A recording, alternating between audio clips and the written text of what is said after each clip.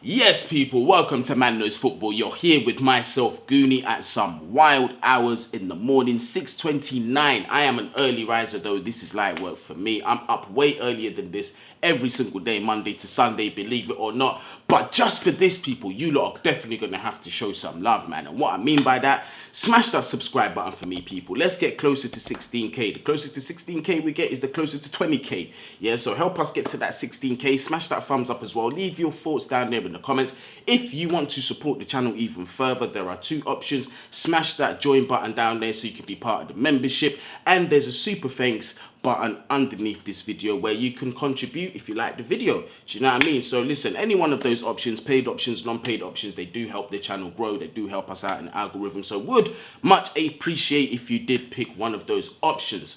Let's get into today's news because this is an absolute mad thing for me. To those of you that are dedicated followers to this channel, I appreciate all of you. You caught us live yesterday, myself and Carefree Lewis, where the news broke that Arsenal's interest in Jorginho was developing. And now obviously that was linked to the Moises Caicedo situation. Arsenal held a very strong interest with Brighton, so much so to a fact that they did put in a bid for the player.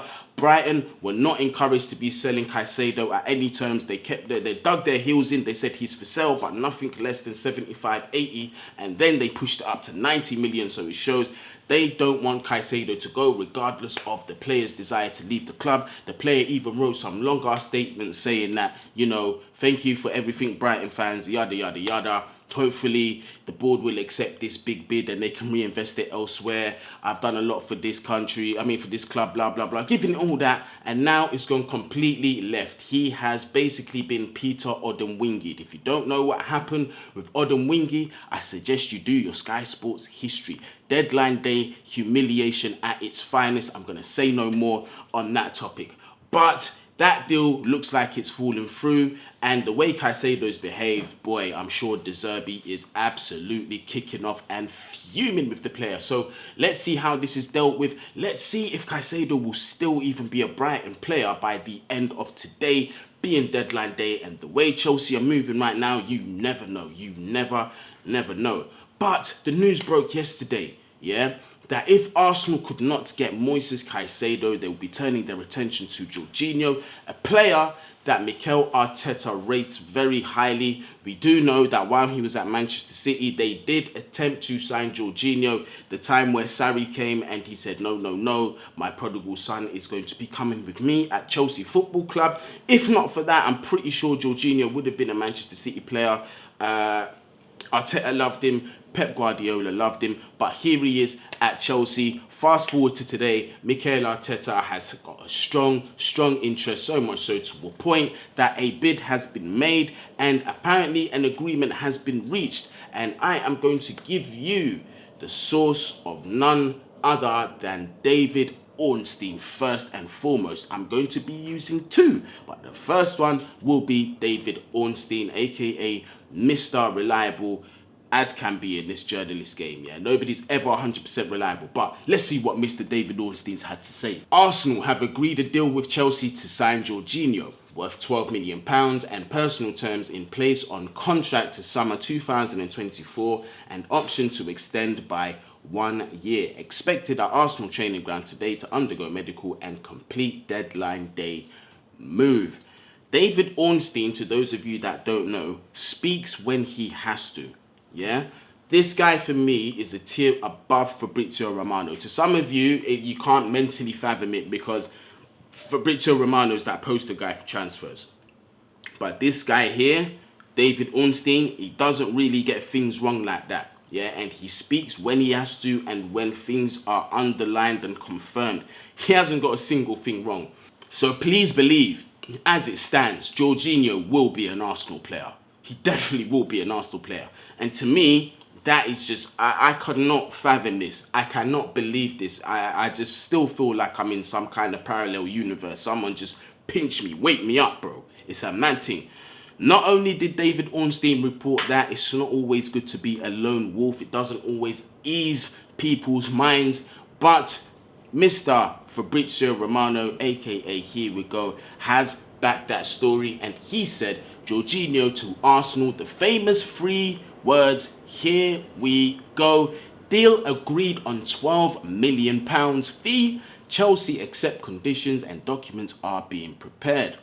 Personal terms agreed, contract until 2024 with an option of a further year. First contact revealed yesterday night. Medical booked. Arteta was the key factor. Now, both of those tweets do confirm the same thing. Very similar in terms of their verbiage. This one here from Fabrizio Romano, we have also got a price tag as well, £12 million.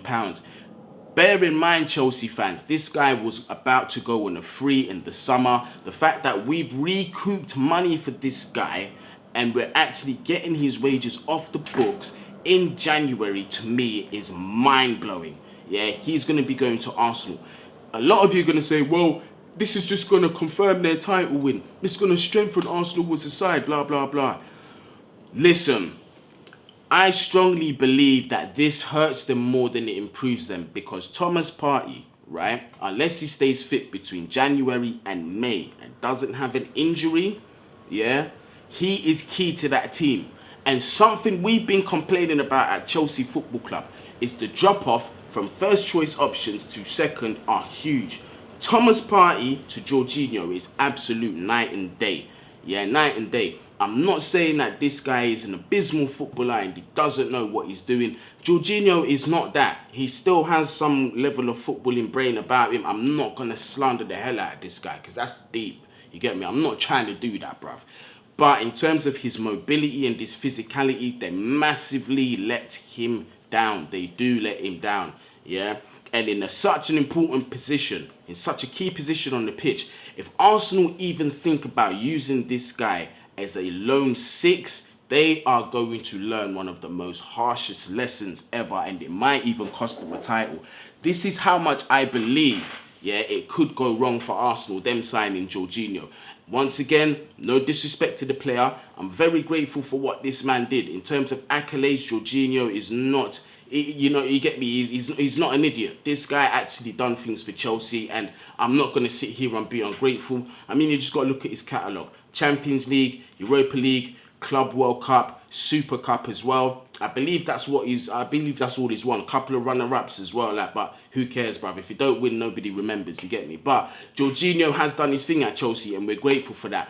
But I feel at 31, and with his physical condition already not being the greatest for the Premier League, with age comes decline. I don't see where the improvement is coming from, especially against teams that are not afraid to press. If they're going to be relying on this guy against teams that are going to be pressing him and man-marking this guy, it's not gonna end well. It's going to put pressure on their defense. It's going to put pressure on their midfield. But you know, there's going to be a lot of holes in exposure. So let's see. Listen, man, I hope this goes completely left for Arsenal. Not going to lie to you. You lot know how I feel about that team. And it's only right I feel about that way about Arsenal. But 12 million, I think Chelsea have struck gold here. I think they've struck absolute gold here. Mikel Arteta seems to really like the player, seems to really rate the player. So let's see. And look, again, this could go completely the opposite of what I've been saying. Arteta has done brilliantly so far to get Arsenal to where they are in the table. Maybe he's able to use him in a way, yeah, that's going to be beneficial to them. Who knows? But people, what does that then mean for Chelsea? We seem to be quite thin in this midfield position. It's not looking good. Enzo Fernandez deal we're hearing is still not over the line yet. Rui Costa's still digging in his feet. Listen, we're at crunch time now. The good thing is that Enzo Fernandez apparently hasn't travelled with Benfica for their game today. He has stayed behind in case negotiations do go well and he does have to come to Chelsea.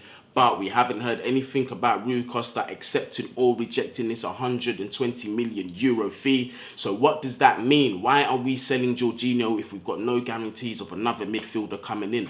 I'll give you a very simple and reasonable and exciting answer. Yeah? Chelsea are looking to give the young talent Andrey Santos an opportunity, given his performances in this South American Cup that he's been performing in, and he's been absolutely lighting up. But as we know, Andrey Santos has had a bit of issues in terms of getting a work permit over in England, but Chelsea seem like they're going to be confident in getting that over the line. And I've got a tweet here quoting it from CFC Price. And I've got a tweet here from CFC Pie saying Chelsea have plans to use Andrey Santos this season after seeing his performances in the under-20 championships. They're working on trying to get a work permit. Now, having a club like Chelsea on your behalf applying for a work permit can only be a very good thing. One of the top clubs in the world, you know, just saying to the immigration, listen, we could use with his talents at the minute immediately in the first club, just give him his permit. Do you know what I mean? So let's see what happens over the next few days. I really hope that he does get the permit, because he does look like an exciting player. He does look like he's got the tools to go all the way to the top. And what he does bring, something that I've been complaining about massively, is leadership. You have seen him. Some of you, a lot of you have seen him on the socials giving that speech during half-time for a game. You could just see how assured, how confident he was, and on top of that, how much the players around him listened and respected the words that came out of his mouth, leading through example in this competition, scoring several goals consecutively, being a massive key player for Brazil. So this can only be exciting times for Chelsea.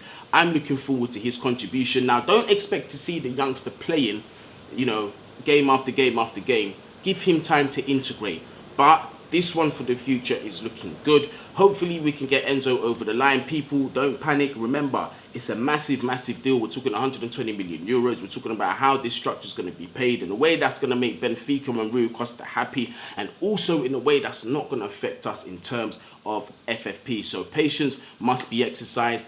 If that gets done, apparently, listen, I'm very on the 10-15% percentile if this, in terms of this happening. In case that deal does happen, apparently we are going to be going back in for Moises Caicedo. It's going to be a very expensive deal. Brighton have already spoken in terms of through Arsenal. Arsenal made a concrete deal. We even made a concrete deal of 65 M's, way below their valuation. But listen, Brighton keep upping their valuation. £90 million is now the new value to pry Moises Caicedo away from Brighton, and as the clock keeps ticking, it's going to become harder and harder and harder to draw this player away, because it might not give Brighton time for a replacement. But apparently, actually, I might be speaking a bit prematurely, because Brighton did make a signing yesterday and he was a midfielder, but I don't know if that's a direct replacement for Moises Caicedo. But let's find out, yeah? Plenty of videos, plenty of activity going to be happening today. Obviously, it's going to be deadline day. Keep an eye out for this channel. We'll be going live at some stage today. But before I go, smash that subscribe button, smash that like button. Leave your thoughts down there in the comments as well. If you want to support the channel even further, hit that join button, hit the super thanks down there. Would much appreciate it. People, up the Chelsea at all times. Hopefully, Enzo in. Yeah, Jorginho's out. And by bonus, Caicedo in. If we do that, this is the greatest transfer window ever by any club, January or summer, in my honest opinion. Up the Chelsea. Bless up.